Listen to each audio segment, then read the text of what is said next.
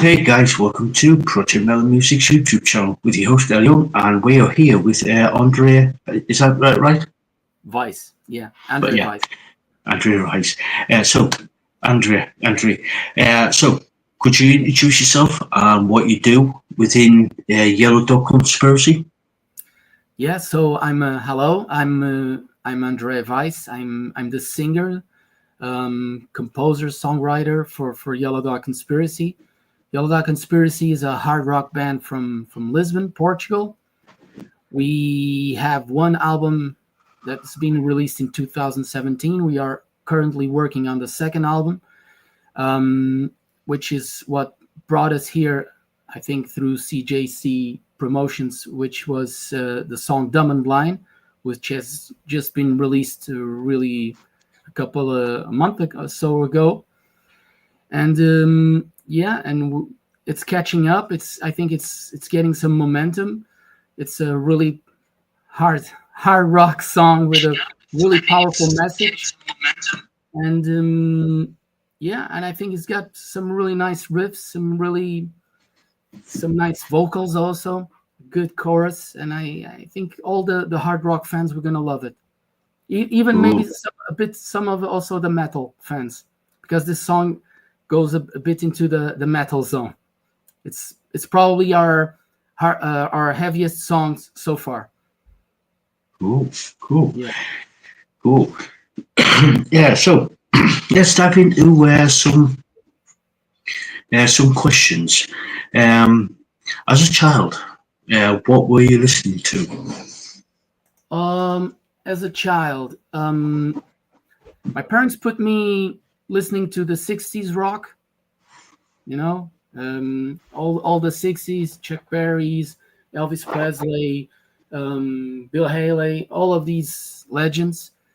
Um, then I also saw a lot of musicals. Phantom of the Opera. I'm a big fan of Phantom of the Opera. My parents brought me the CD of Phantom of the Opera. They were actually very lucky to see Phantom of the Opera in one of those. It's just been released at the time. They went to their first trip to London. It matched the release of Phantom of the Opera. It's a funny story. It's My parents wanted to go see Jesus Christ Superstar, but they couldn't get tickets because it was fully booked. So it was a taxi driver who told me, you should check Phantom of the Opera, who's just been released, and the critics are saying it's very good. So they managed to get tickets to Phantom of the Opera and not to Jesus Christ.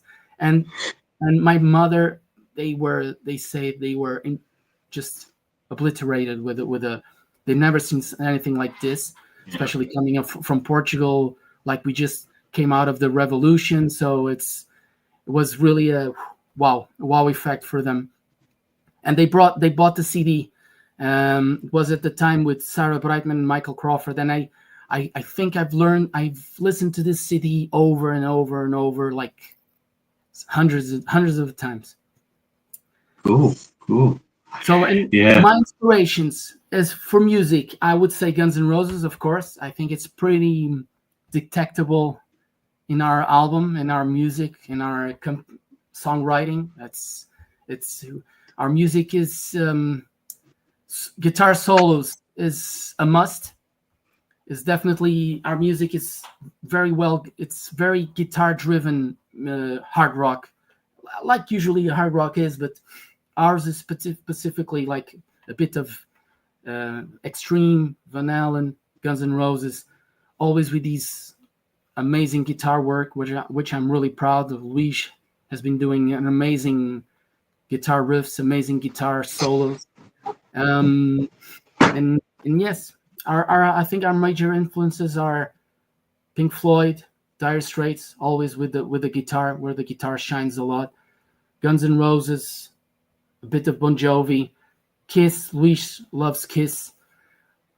I'm also Metallica. So yeah, so it's very yeah, wide influences. yeah. Peter Cool. Yeah, Gabriel, love Peter yo, Gabriel, love Peter Gabriel. yeah. Nice wide variety there. good choices there. Good choices. Yeah, yes. Pink Yeah, Floyd is always Jesus.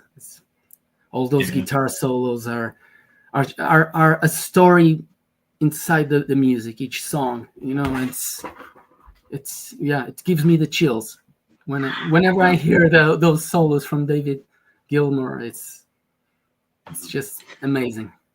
yeah. Yeah. So, out of all the bands that you've just named, um, apart from David Gilmour, who was your sort of like major influence on not only on your not on your own personal sort of like influence, who was your other sort of like inspiration to say I want to do that? Slash for sure. I wanted to be a guitar player. I was never. I'm not a good guitar player, although I sometimes play in some of the songs. But the guitar playing for me is very important to compose, to do my songwriting. Then Luis picks it up and then he takes things to another level. And but sometimes, for example, Confrontation, most of the songs, all the riffs, all the basic riffs were composed by me, very basically the ideas that I strumming and playing with the guitar, and then Luis picked it up and took it to the next level with some really amazing guitar work. You really, if you're into guitar solos and guitar riffs, you really should check it out. Our first album, Confrontation, Cool, cool. We've got especially yeah, Revenge. The solo of Revenge for me is a masterpiece. yeah, yeah. Revenge. Going on to a like similar theme of question. Um, Got a question from Lisa Boo, my head moderator. She asks, "What is your writing process for your songs?" Ooh, my writing process is usually I play a riff. I'm playing. I play the guitar, and then I come up with a riff that I like, or I hear a riff that I like from Luis or from Moreno, or um, I immediately I immediately start singing the song. I don't know how I do it, but I when I hear a riff that I like, I can immediately start improvising melodies for the sing, and then I let the singing melodies, the vocals, lead the song. Okay, so I usually start with a riff that I really like, and then I compose the verses. I need to find the right melodies. For me, it's really important to have a grabbing melody, and then with the melody, the song just unfolds by itself. What is really difficult for me is writing lyrics. Writing lyrics is always a pain in the ass. It's because I don't like to write lyrics that are meaningless, So I like to write lyrics that have a political content, social content, address such a specific issue or something. Or sometimes I go into my own personal feelings or relationships or experiences. So I talk about that. Usually, Cool, that's the process. cool, cool. Yeah, thank you, Lisa Boo, for that question. So, let me see. Um, were you in any bands before you started Yellow Dog Conspiracy? Yes, yes. You know that movie School of Rock? Okay, so I had a similar experience at my school, at junior school, at high school, where I attended the music classes as any student, and one year there came up a teacher there, really young teacher, who started putting us listening to Beatles, Rolling Stones, which for us was kind of crazy because we were used to listening to Beethoven and all the classical composers. But this teacher, he put us listening to Rolling Stones and Beatles and singing to them, and we had, and so yeah, everybody was hooked on this teacher. He was really, he brought us a new vision of modern music, and how to, he started teaching us how to structure a song, the A, B's, C parts, everything, analyze a song. Was really, really good. And then he formed a rock band school project, and it was really, really funny because anyone could go in, and I registered. I signed up as a guitar player, and I signed up as a guitar player. I wasn't that very good, but anyone could be there, you know. And one day the singer, he left. He wasn't, because he wasn't. Yeah, he just left the project. And so we were looking for a singer, and I asked if I could try. I could try, and they actually liked it. And so I stayed as the singer of the school's band, rock band project. And then we had some concerts. I got hooked. I got hooked on the doing music, composing, and already at this stage we already composed 10 or 12 really nice songs at the time. And then I Yellow Dog Conspiracy was a transition from that school project to my senior life, or more, with Marcelo and Gonzalo in the beginning, just the three of us. And then Luis, when I met Luis Arantes, which is Luis Arantes is probably one of the most famous guitar or rock guitar player here in Portugal. He plays for a lot of famous acts here in Portugal. But he really liked us. He really liked our music, so he wanted to join us, and this is how we formed Yellow Dog Conspiracy. Initially, we were just Yellow Dog because of my dog. The name was Bish. Was a beautiful yellow Labrador, and but then we found out there was a band in the '60s from the UK who was already Yellow Dog. So we had to change the name to Yellow Dog Conspiracy. Yeah. Yeah. Cool. Yeah. Yeah. So, what has the band been up to, especially over the last 12 months?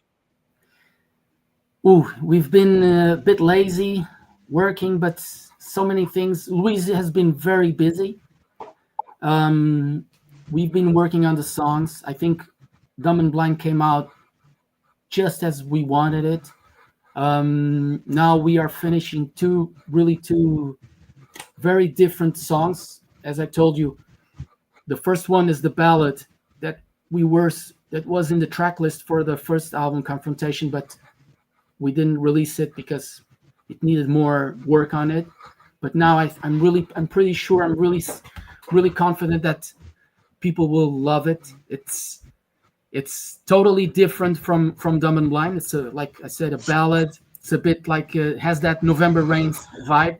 Modesties aside, of course, but has the November Rains vibe. The two big guitar solos, just really nice melodies. It's a great song, and the third single that we are about to release probably in January is a song called March, which is a song inspired in the March for Our Lives movement in the US, about the gun control and all those mass shootings that unfortunately happen a lot of times there. And I have family there, and it really brings me a bit of anxiousness. How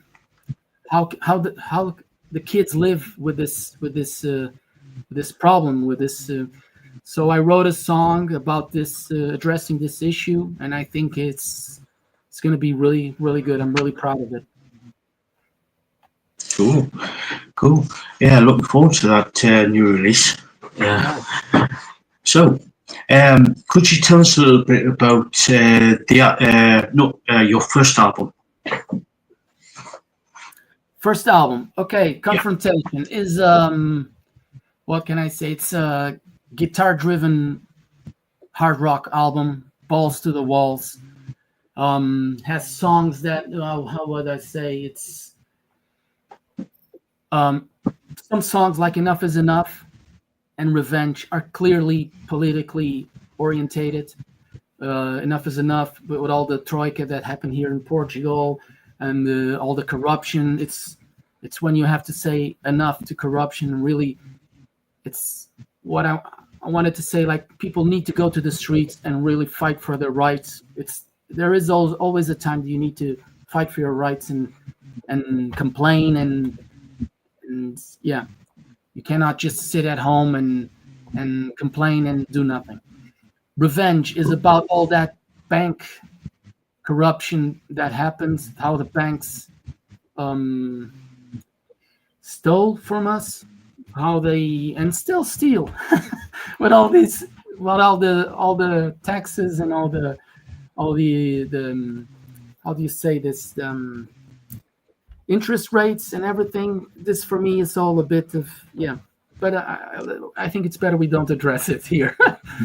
But Revenge is a bit getting back at all the people that stole a lot of money from the people, and that they never really happened nothing to them. They managed to escape unharmed, and Revenge is a bit about that.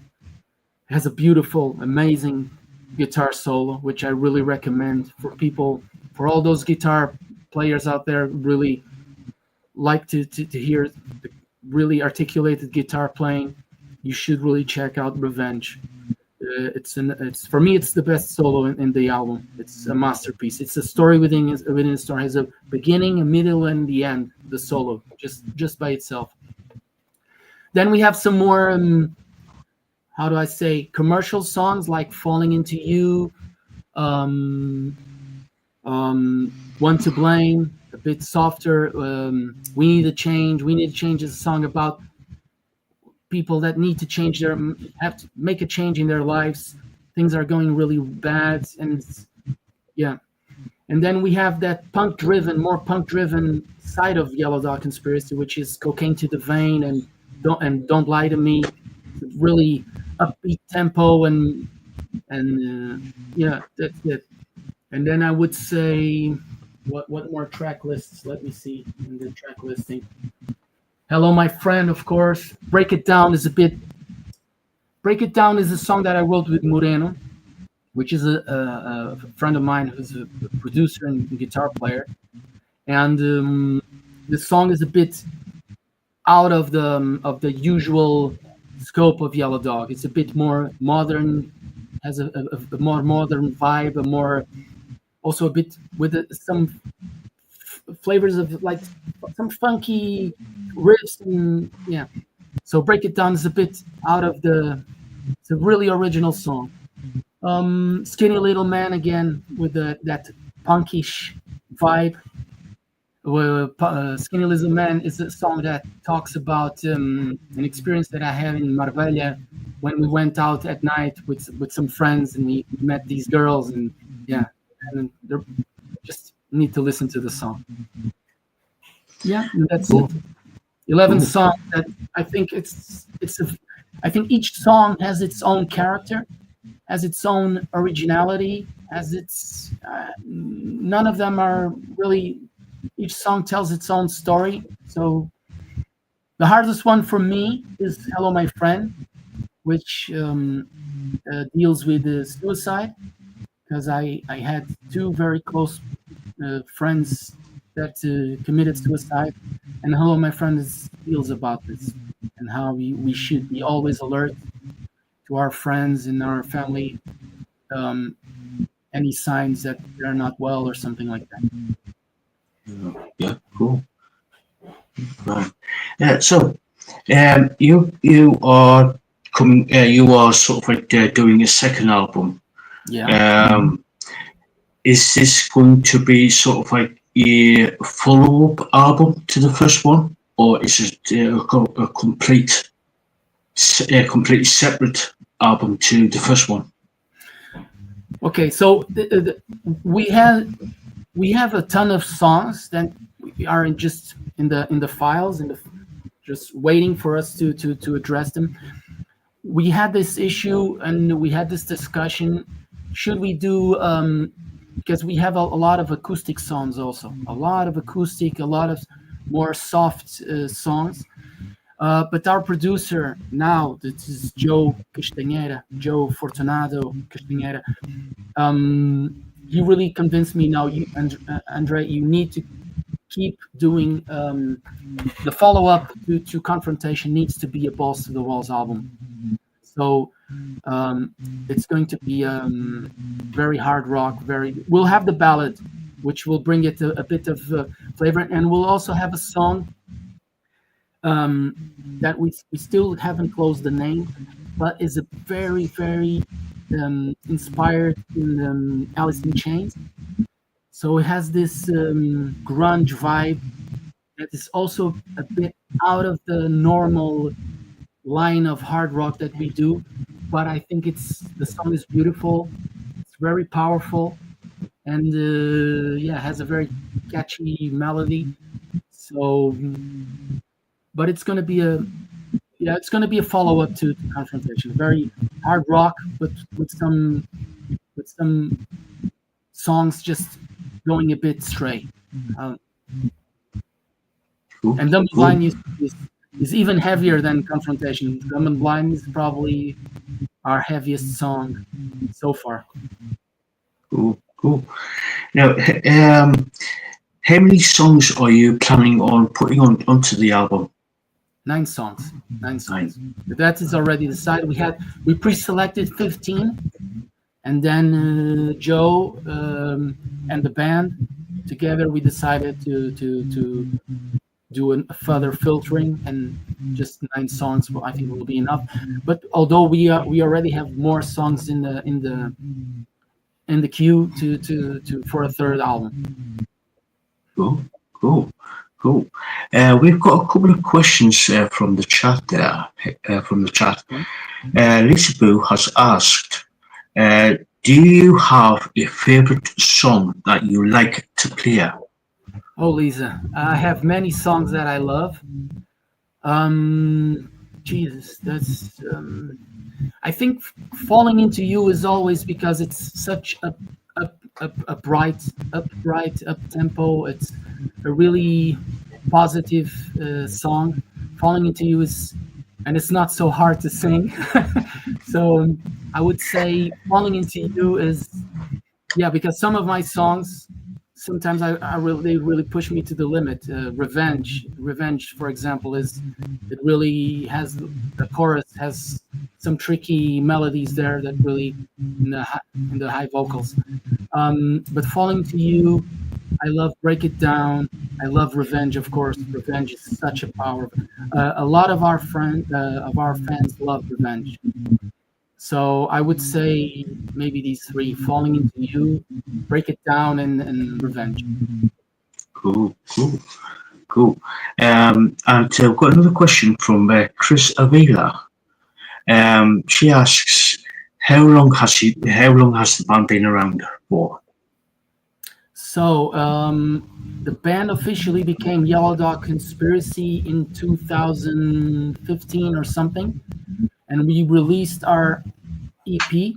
So we released Confrontation EP, like 3 demos, which was the Falling Into You, Enough Is Enough, and We Need a Change. And then we started recording Confrontation, the album, 11 songs.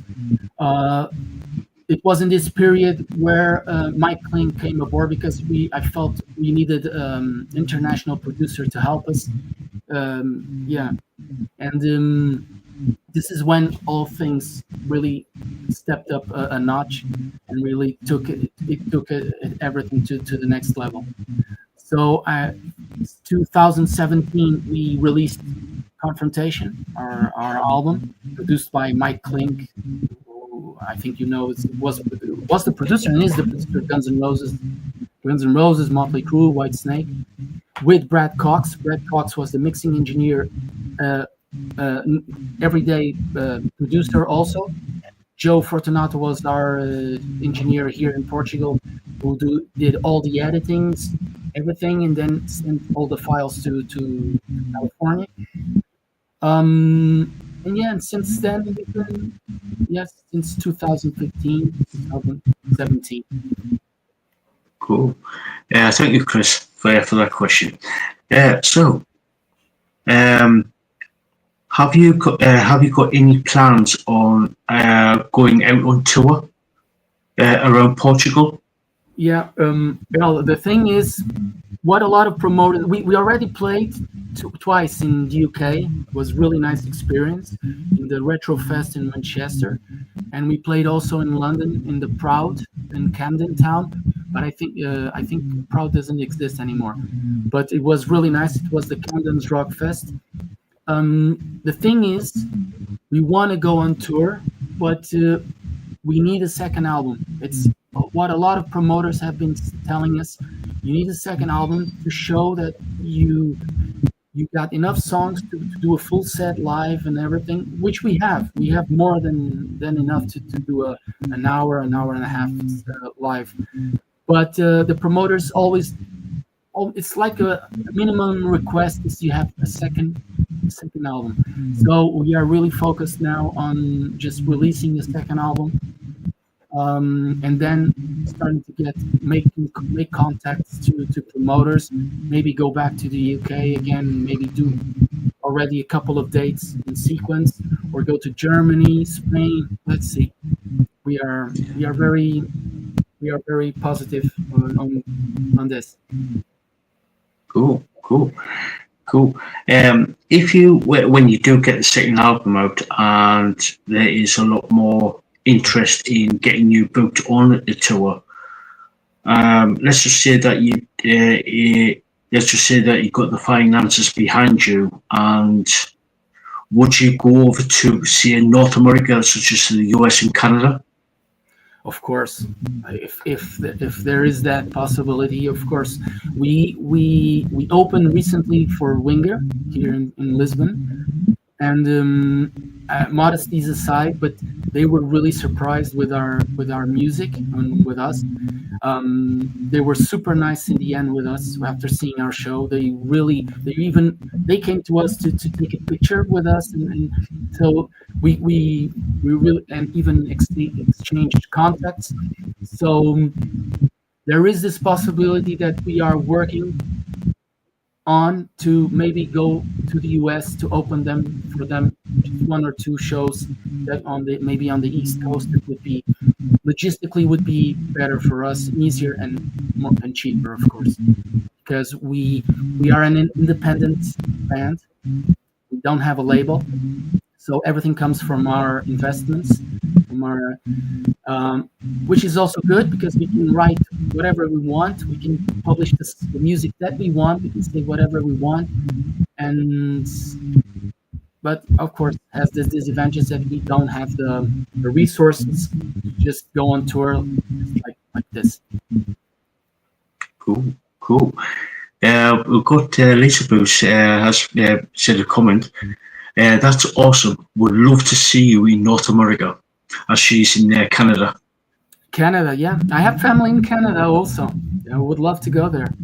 Yeah, I have a family in Brampton, in Toronto. Cool, cool. Yeah. Yeah. So, is there any plans on bringing out new merchandise for the new album? Well, we haven't discussed it yet. I know our manager Israel is working on it. I know there are some. I already saw some T-shirts ideas, but we haven't finished. We haven't secured the deal with the merchandise yet. We have a lot of. I've seen a lot of the designs for T-shirts. There were some nice designs, but it hasn't been closed yet. Yeah, cool. Yeah. You got I was going to say you got to have like the right design, the right manufacturer and stuff like that to actually to say, go for it type of thing. Yeah.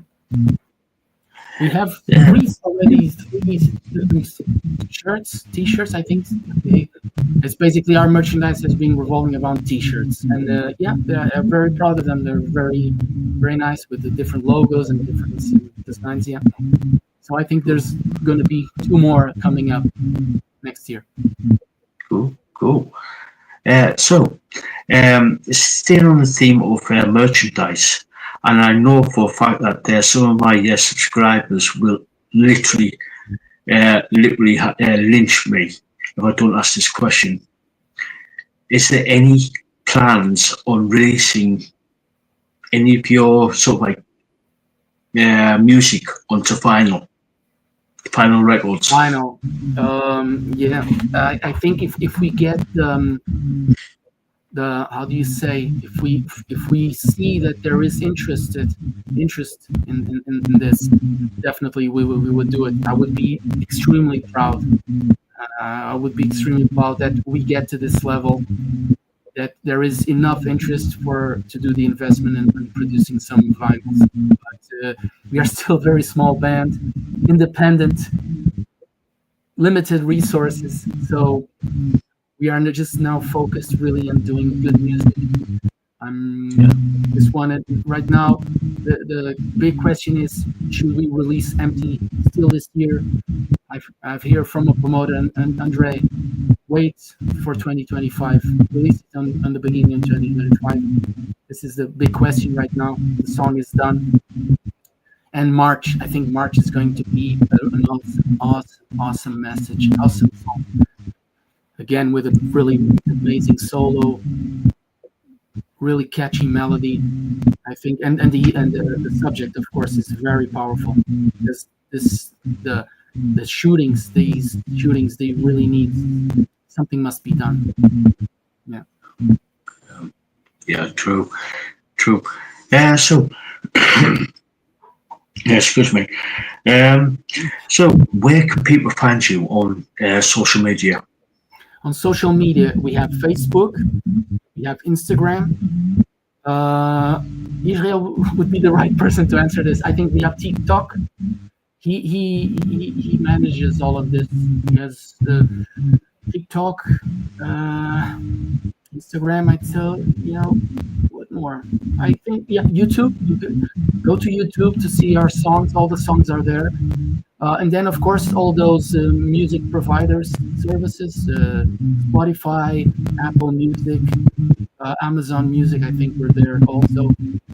But YouTube, to see the videos, we always try to make a nice video or a nice lyric video. For example, have you seen Dumb and Blind lyric video? Have you seen it? You really haven't seen it if you haven't seen it.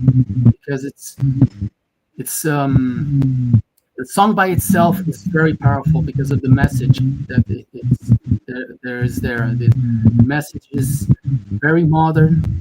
It's almost like a prediction of I wrote it was almost like a prediction of what is happening right now with all this crisis and all these values that are being lost in our society. But if you see the lyric video, you'll even understand it better. The lyric video of the full version, because we have two versions. We have the radio edit version that's we are just playing, and you have the full version with the intro, with the special intro that is like a prologue to the music. Yeah. So, I usually ask this question, and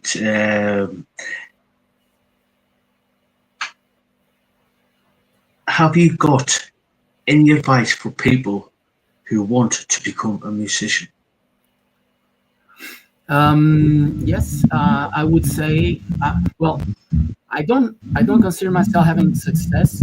So yeah, I have my profession, but I feel that I'm very happy in what I'm doing musically.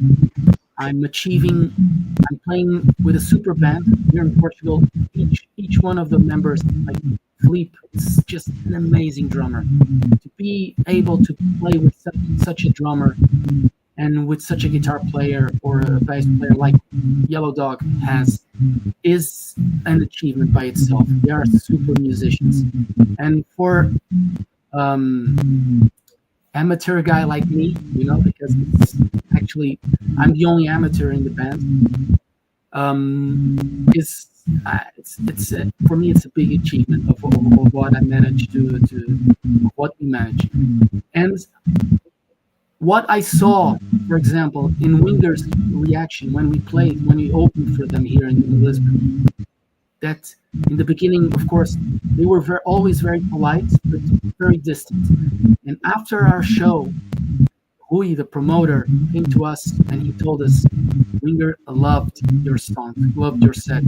And they came to us with just a really warm attitude. They wanted to take a picture with us. There was a really connection, and I think we really gained their respect, And this for me is just, super proud. It really fills my heart to see that. And we're talking about Kip Winger, who's a maestro. He's a classical composer also. If you see, for example, this is a funny story. We were seeing their sound check of Winger, and it's just a master class in sound checking, because Kip Winger, he goes in, he starts listening to the band, and he immediately makes stop. This frequency needs to be cut. This needs to be changed. He controls everything. But not just the what is being played around. All the frequencies, all the sounds that were on stage. It's really unbelievable. Unbelievable the ear capabilities of Winger. And so when you have a person like this to show the affection and the respect that he showed to us at the end of our concert it's really made my day. Yeah, cool. Yeah, so this is going to be sort of like my final question before we start wrapping things up. Any final words before we start finishing up? Hope to see you all the listeners to your project, metal music project. I hope to see you someday and meet you when we go and play in your town.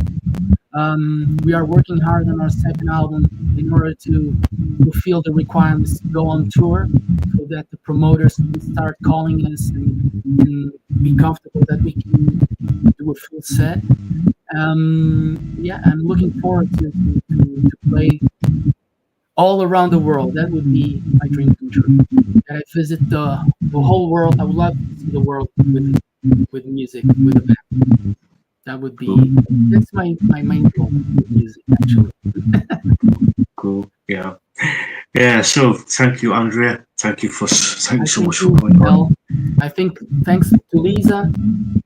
Thanks to Chris also, right? Chris, you made So like I said, thank you so much for coming on. It's been a total pleasure to actually talk to you. And and guys, go check out Yellow Dog Conspiracy. Please. They are an amazing band, and I've put all the links down in the description down below. So please go check them out. Check them out. So again, thank you so much, Andrea. Thank you so much. See you. Rock on. See you. And until next time, guys, we'll catch you all later. Okay.